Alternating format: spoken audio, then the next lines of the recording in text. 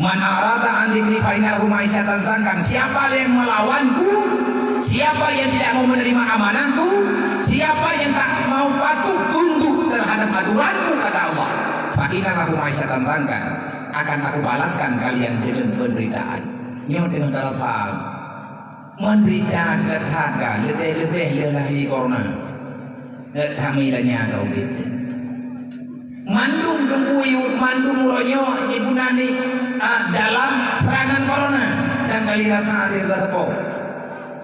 Ulang tua milanya, ulang muda milanya, pejabat milanya, ulang kampung milanya, ulang langkota hana tinggal tapuna.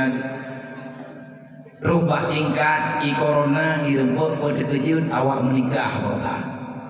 Kau bela dengan kejadian teban-ban corona, ulang PSB itu tanda nikah. Imulah sah itu mana? Anak muda. Corona limpak.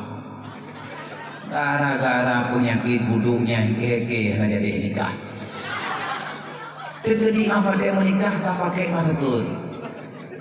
Tak pakai masker di kereta poi darah baru kahi maong di pintu baru kahian tu koje kohong kai.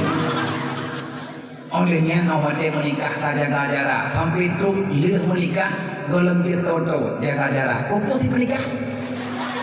Yang taboh ada dampung taboh truk hidup so.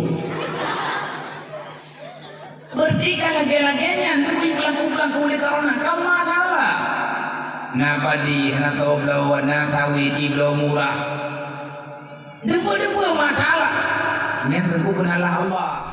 Inna Allah wa malaikatahu yusalluna